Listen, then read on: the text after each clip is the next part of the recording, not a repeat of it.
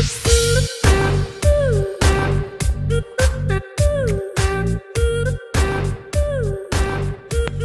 lupa subscribe, like, and comment.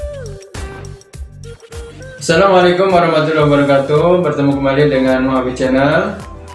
Kali ini kita akan membahas tentang budidaya ikan patin. Ikan patin ini nama latinnya Pangasius.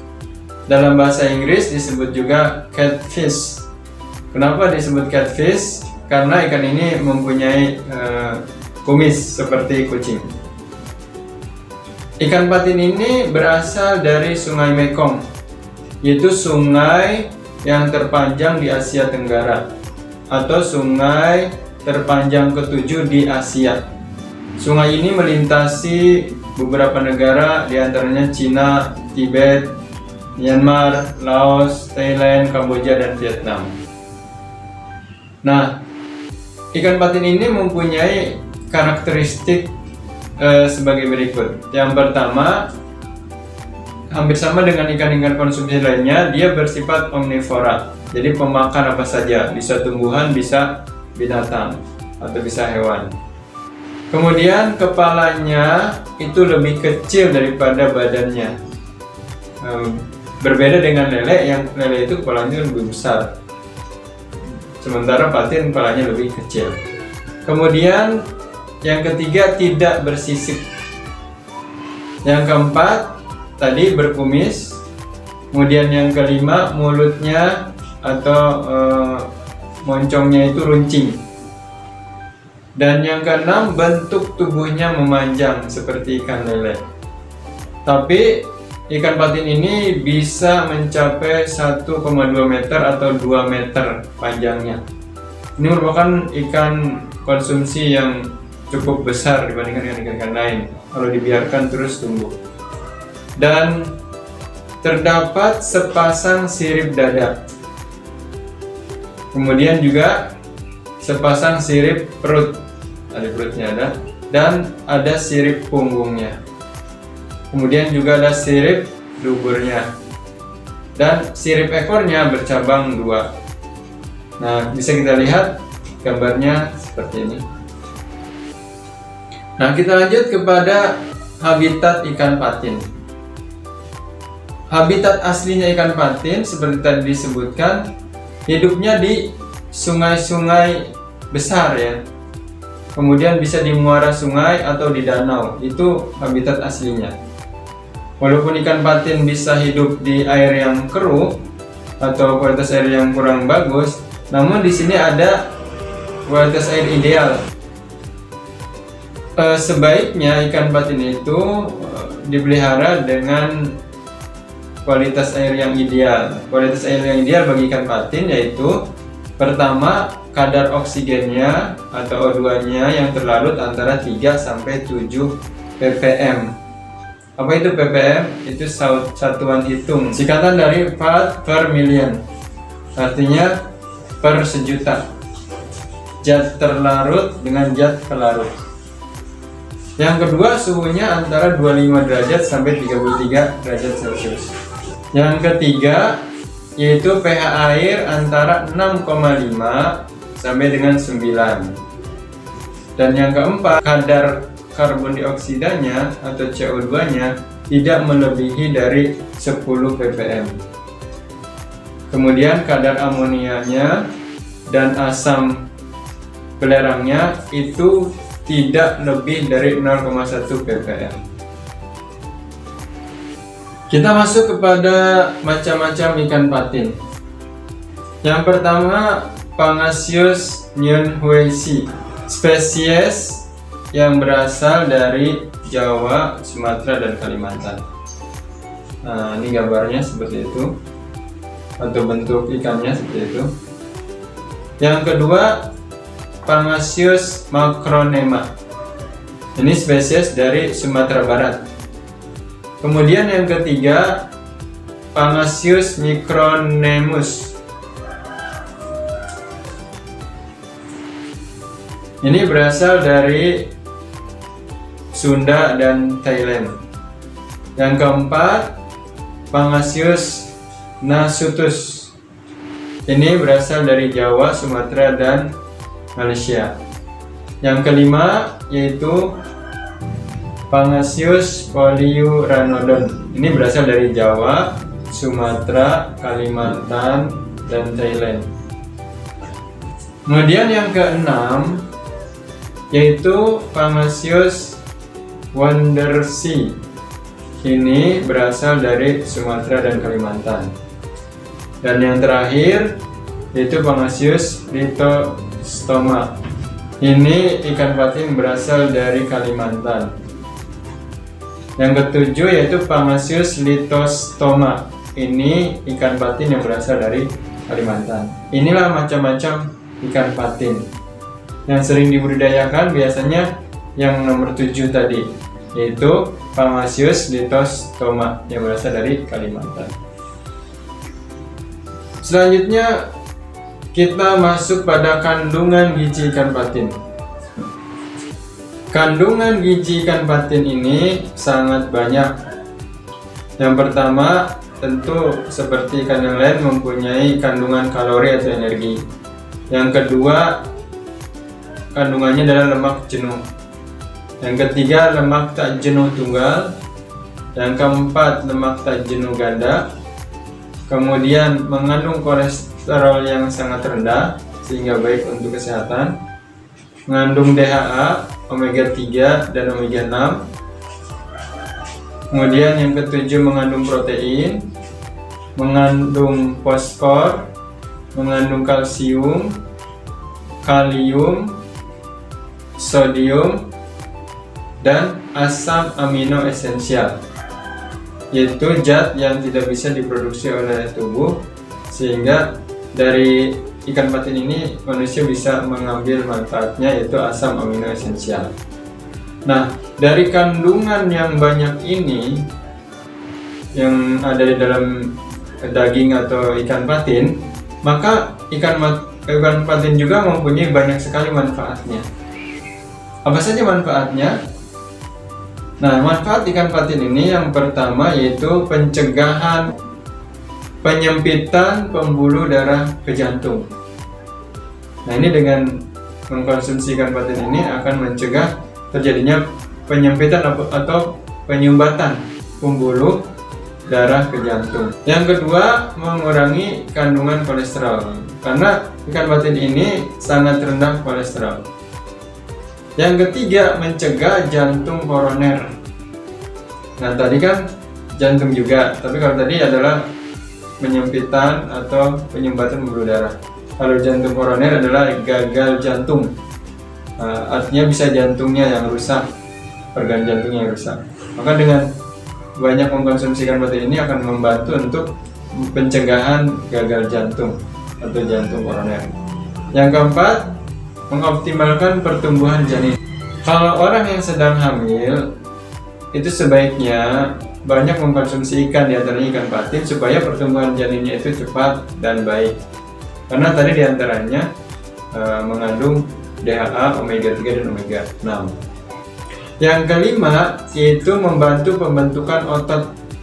Nah, bagi para olahragawan atau binaragawan, supaya ototnya itu jadi terbentuk bagus, maka diantaranya yaitu banyak mengkonsumsi ikan patin, maka akan terbentuk otot tubuh yang bagus. Kemudian yang keenam yaitu menjaga kesehatan tulang supaya terhindar dari osteoporosis, pengeroposan tulang. Nah, ini bagus untuk para manula. Yang ketujuh, membantu meningkatkan kecerdasan. Seperti yang tadi saya katakan, ikan patin itu mengandung omega 3, omega 6 seperti itu untuk membantu kecerdasan otak. Kemudian yang berikutnya, yang ke-8, manfaat ikan patin ini bisa meningkatkan fungsi sel darah putih. Dan sel darah putih itu fungsinya adalah untuk kekebalan tubuh manusia. Kemudian yang ke-9 itu mengaktifkan kelenjar pineal. Apa itu kelenjar pineal? Kelenjar yang ada di organ endokrin yang letaknya di otak besar. Nah, ini menghasilkan hormon melatonin yang fungsinya untuk mengatur pola tidur. Nah, orang-orang yang kesulitan untuk tidur atau penyakit insomnia, nah diantaranya bisa dengan mengkonsumsi ikan patin, sehingga dia akan mendapatkan kenyenyakan tidur. Yang ke-10, menaikkan trombosit darah. Nah, ini biasanya orang-orang yang terkena penyakit demam berdarah. Nah, selain dengan jus jambu merah, bisa juga dengan memakan ikan patin. Yang ke-11 yaitu untuk mencegah stroke atau kelumpuhan. Dan inilah manfaat yang ada pada ikan patin. Amat sangat banyak manfaatnya, sehingga kita dianjurkan untuk mengkonsumsi ikan patin ini. Baik, sebelum dilanjut kepada pembahasan kita berikutnya, jangan lupa yang belum subscribe dulu, tekan tombolnya dan bunyikan loncengnya sehingga tidak tertinggal dari informasi-informasi penting lainnya. Nah, kita lanjutkan. Kita masuk pada budidaya ikan patin. Nah, pada kesempatan-kesempatan yang lalu, pembahasan tentang ikan konsumsi, kita sudah membahas tentang pemijahannya ya. Artinya dari induk, kemudian bertelur, dan menetas dan sebagainya. Nah, pada kesempatan ini kita fokus lebih kepada bagaimana membesarkan ikan patin. Nah, yang harus dipersiapkan yang pertama yaitu kolamnya. Kolam. Tadi ikan patin itu habitat asalnya kan di sungai, danau, atau muara. Nah, untuk pembudidayaan ini kita bisa menggunakan kolam terpal. Kenapa kolam terpal bukan kolam tembok atau kolam tanah? Karena kolam terpal ini lebih ekonomis atau lebih praktis, lebih murah. Nah, siapkan kolamnya yang terbuat dari terpal. Kemudian isi airnya. Setelah kolam terpal jadi, kemudian dibersihkan, direndam, dihilangkan bau dari terpalnya itu. Setelah itu, setelah dikeringkan, kemudian isi kolam dengan air dengan ketinggian 50 cm. Setelah diisi, jangan langsung dimasukkan ikannya, tapi didiamkan selama 2 atau 3 hari. Orang bilang diendapkan. Nah, kemudian yang berikutnya, dalam pemilihan bibit perlu diperhatikan hal-hal sebagai berikut. Yang pertama, jarak kita membeli bibit itu dekat atau jauh. Nah, sebaiknya itu yang dekat, supaya perjalanan ikan itu tidak terlalu lama sehingga tidak menimbulkan stres atau dia kekurangan oksigen di dalam plastiknya atau dalam kemasannya, dan terombang-ambing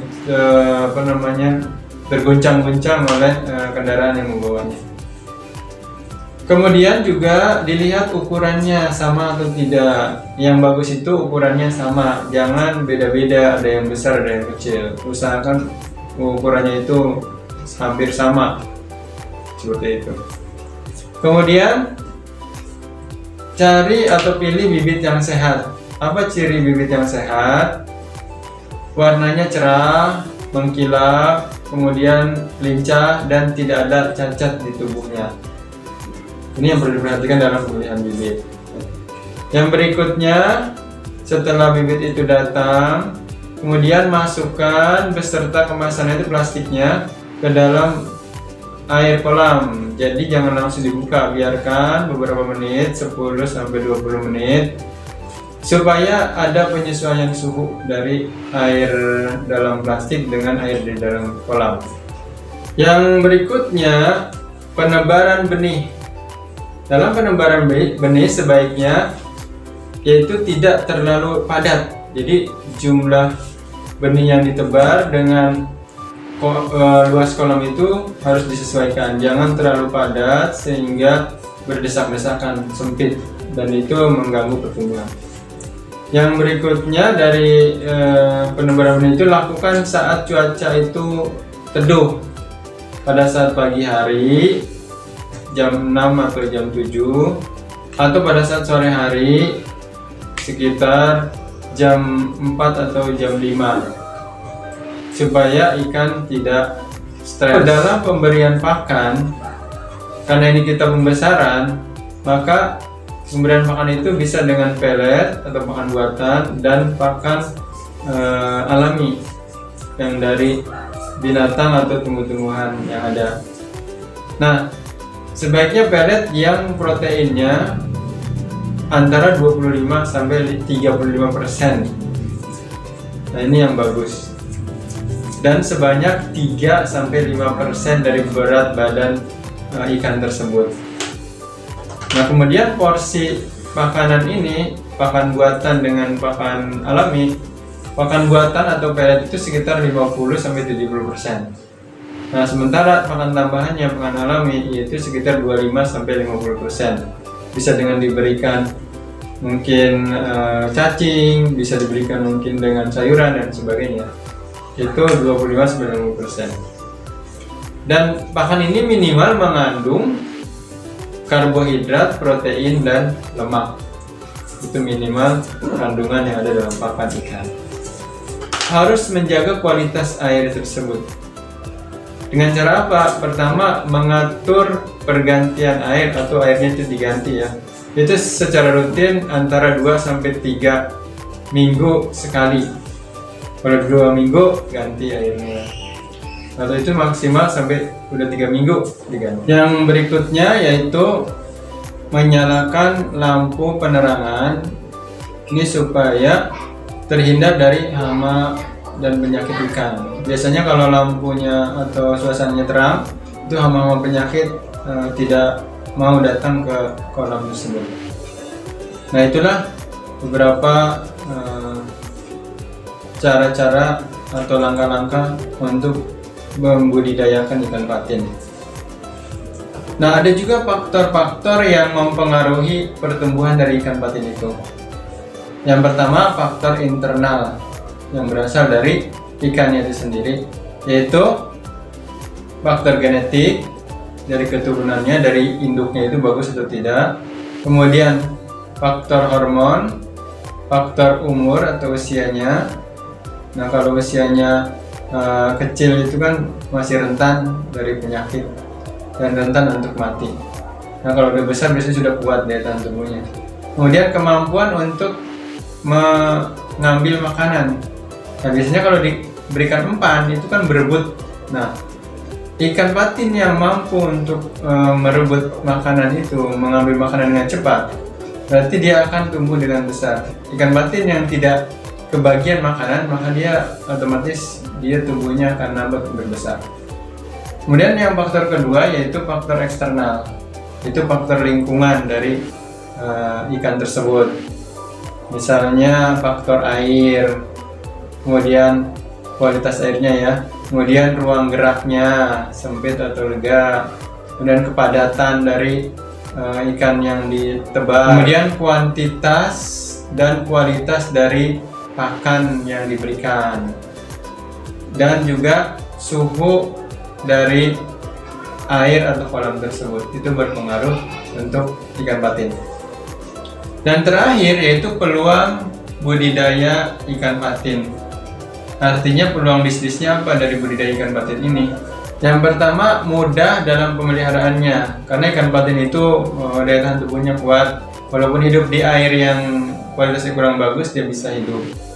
Kemudian mudah dalam pemberian makannya. Tadi ikan patin kan bersifat omnivora, jadi dia makan apa saja, baik yang dari tumbuhan maupun dari hewan, baik dari pelet maupun dari makanan-makanan yang sayuran yang tidak laku ya, bisa diberikan juga. Kemudian permintaan terhadap ikan patin di dalam negeri atau lokal juga cukup tinggi, dan peluang ekspornya juga cukup besar. Nah, negara-negara yang mengimpor ikan patin dari Indonesia itu diantaranya Cina, Thailand, kemudian Arab Saudi, Amerika Latin, dan Jepang. Jadi peluang untuk ekspor itu sangat besar. Nah, inilah peluang bisnis dari budidaya ikan patin. Demikian pembahasan kita kali ini, semoga bermanfaat. Assalamualaikum warahmatullahi wabarakatuh.